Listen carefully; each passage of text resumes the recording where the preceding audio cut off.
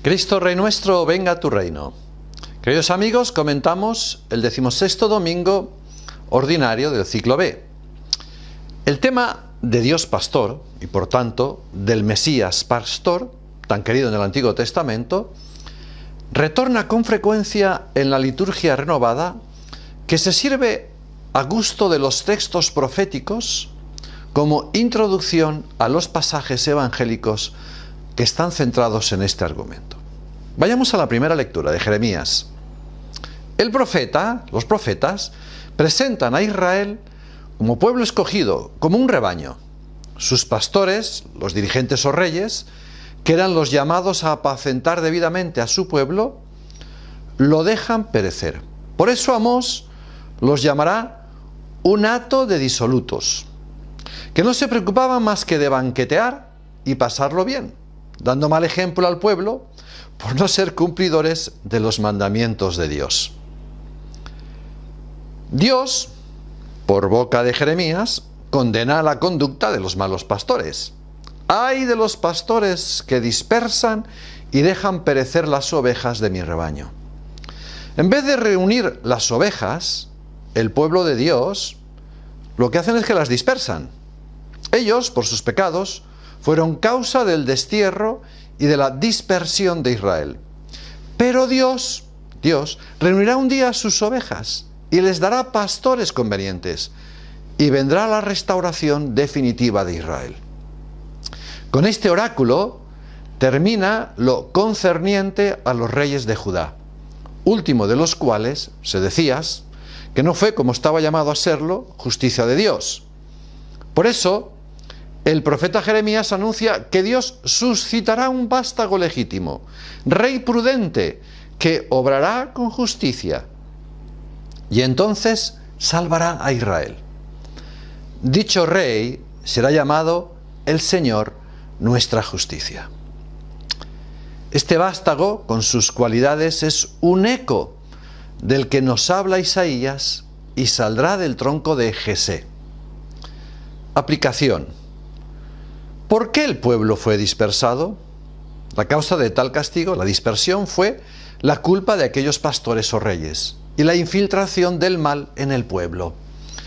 Si las mismas causas del mal producen los mismos efectos, al ver los males actuales en el mundo y en nuestra nación, ¿no serán culpables los que se apartan de la ley de Dios y no gobiernan conforme a sus santas leyes?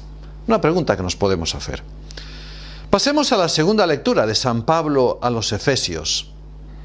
Esta lectura completa el argumento con el cuadro de la salvación universal realizada por Cristo, el cual ha traído así a las ovejas alejadas, a los paganos, uniéndolas en un solo rebaño con las ovejas de Israel, más cercanas porque pertenecían ya al pueblo de Dios.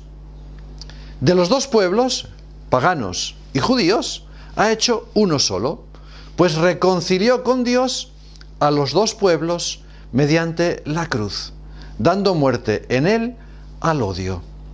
Por su muerte, por la muerte de Cristo, en efecto, todos los hombres han sido hechos hermanos entre sí e hijos del Padre Celestial. Así, por él, unos y otros podemos acercarnos al Padre con un mismo espíritu. Un solo pastor y un solo Padre, un solo rebaño y un solo redil. Este es el fruto de la vida que Jesús ofrece por sus ovejas. San Pablo nos habla de la unión e igualdad de judíos y gentiles en Cristo, después de decir a los convertidos del paganismo lo que antes de acercarse a Cristo vivían sin fe y sin religión y sin Dios en este mundo, que quiere que reconozcan que todos los que estaban tan lejos de Dios, por la sangre de Cristo, ahora se han acercado a Él. La barrera o muro de separación que existía entre judíos y gentiles, simbolizada por la barrera que estaba puesta a la entrada del atrio de Israel en el templo, donde no podían entrar los gentiles bajo pena de muerte, fue rota por la sangre de Cristo, que por virtud de su sacrificio redentor anuló los ritos de la antigua ley.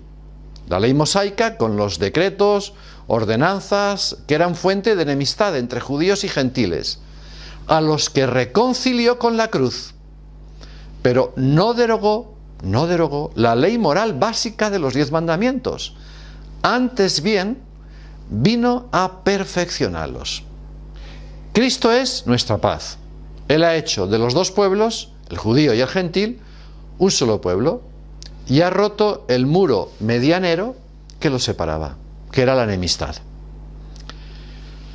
La ley del amor dada por Cristo es la que nos une de verdad a todos, porque Cristo, cuando vino al mundo y se hizo hombre, anunció la paz a todos los gentiles que estaban lejos de Dios, y anunció la paz a los judíos que estaban cerca. Pacificados y unidos ya en un mismo espíritu, tenemos acceso y entrada al Padre, a Dios Padre. Pasemos al Evangelio de San Marcos. El Evangelio bosqueja en síntesis la actividad de Jesús pastor. Sus primeros cuidados son para los apóstoles, que es la porción elegida de su grey, que reúne en torno a sí después de las fatigas de su primera misión. Venid vosotros, les dirá, venid vosotros a un sitio tranquilo a descansar un poco, venid conmigo a descansar. Los apóstoles habían estado misionando y al volver a reunirse junto a Jesús, éste los escucha viéndolos gozosos de los milagros que habían obrado y de la doctrina predicada. Luego los invita a congregarse en un lugar solitario, junto al lago de Tiberíades, y así tomará algo de descanso. ¿A cuántos misioneros y apóstoles interesan unos días de retiro para tomar nuevas fuerzas en orden al apostolado? Es imposible un apostolado fecundo sin estas pausas reparadoras junto al Maestro, destinadas a tomar nuevas fuerzas, no solo físicas, que también, sino fundamentalmente espirituales.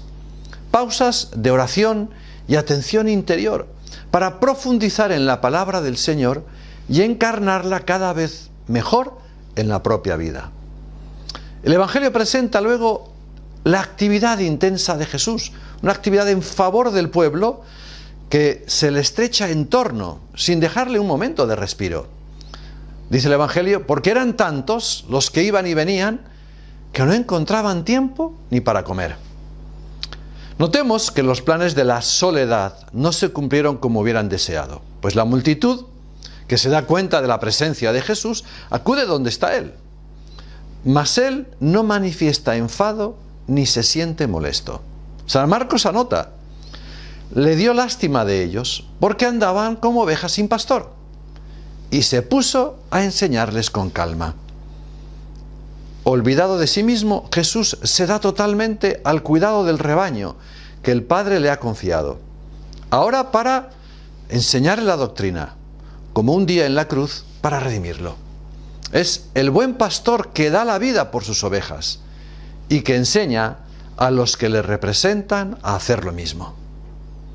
Si solamente los obispos y sacerdotes son los pastores oficiales del pueblo de Dios, también participan de ese oficio, aunque de forma más indirecta, cuantos ocupan un puesto de responsabilidad, los padres en la familia, en la escuela o en la sociedad. Para cumplir su misión, todos necesitan poner sus ojos en Jesús y amoldarse a Él.